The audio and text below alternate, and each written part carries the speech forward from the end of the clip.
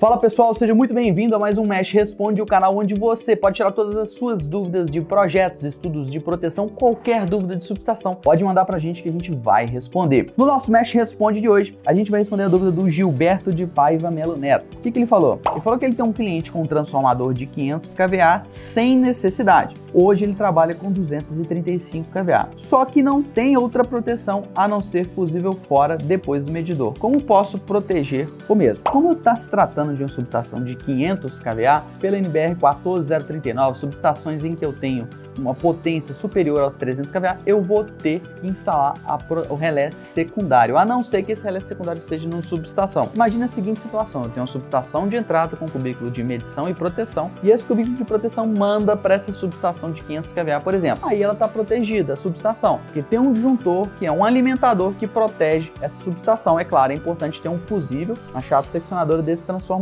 HH, uma chave seccionadora com base fusível, para ter uma proteção de retaguarda local ali, para tirar antes que o relé lá da subestação. Então ela está protegida. Agora, se eu não tenho uma proteção lá na subestação de entrada e aqui está sem a proteção secundária, aí sim eu vou ter que ter um disjuntor de média tensão com proteção secundária fazendo essa proteção. Agora, com relação aos 235 kVA, se isso está real, se isso é o demandado, esse transformador tá tranquilo, é o transformador realmente que o cliente tinha que ter, porque um 300 kVA aqui ficaria muito justo para esse cliente, ele estaria com um carregamento muito grande, e os 235 provavelmente é demandado, então pode ser que em alguma situação do dia ele sobe um pouquinho aí essa potência. Então 500 kVA tá um transformador interessante para essa potência de 235 kVA desses clientes, não está com problema nenhum. Você está prevendo um certo aumento de carga aí, perfeito? A outra pergunta é a do Breno Araújo. O Breno Araújo perguntou assim, ó: impedâncias de sequência positiva e zero do ramal de entrada até o transformador de SS de consumidor de MT devem ser considerados nos cálculos de curto-circuito para parametrização de funções ANSI.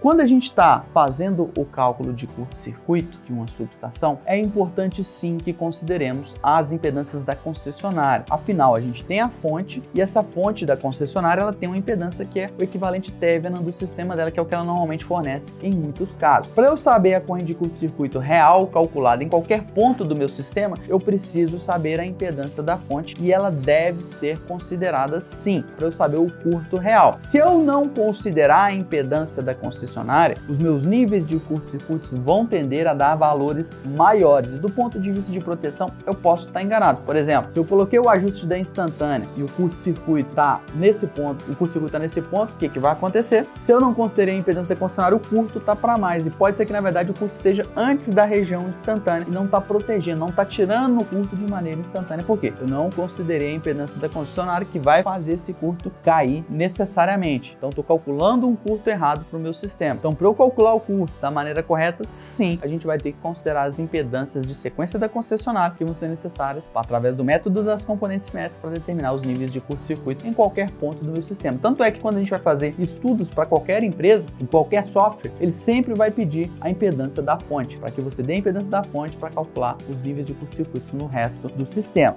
E a nossa última pergunta do Mesh Responde de hoje é o Gregory Moser. Ele perguntou o seguinte: para calcular a corrente de curto-circuito antes de passar pelo transformador, ou seja, ainda na média tensão, basta desconsiderar a impedância do trafo e utilizar a base da BT para transformar em corrente. Não. Se você está calculando o nível de curto-circuito na média tensão, você não está utilizando os valores de base da baixa tensão. Você tem que utilizar os valores de base da média para converter os valores de corrente para você saber o nível de curto-circuito na média tensão. Você não passou para a baixa tensão. Outra coisa, não vale a pena transformar os valores das impedâncias encontradas de cada componente em valores reais? Não facilita na hora de definir as correntes de fase? O que acontece? A grande vantagem das componentes simétricas é quando a gente chega nos transformadores. Por quê? A impedância do transformador vista do primário é diferente da impedância do transformador vista do secundário, do ramo série dele. Daí a gente já tem uma complicação muito grande, que o sistema de base de componentes simétricos, o sistema de base PU, ele facilita a nossa vida nesse caso, e também quando eu tenho defasamentos angulares entre primário e secundário. Aquele transformador passa a ser uma impedância só. Eu não preciso preocupar com níveis de tensão, níveis de impedância de cada lado do transformador. Então, sim, o sistema PU é o mais recomendado. Aí você fala assim, ah, eu posso utilizar, então se eu estiver trabalhando só na média, eu utilizo só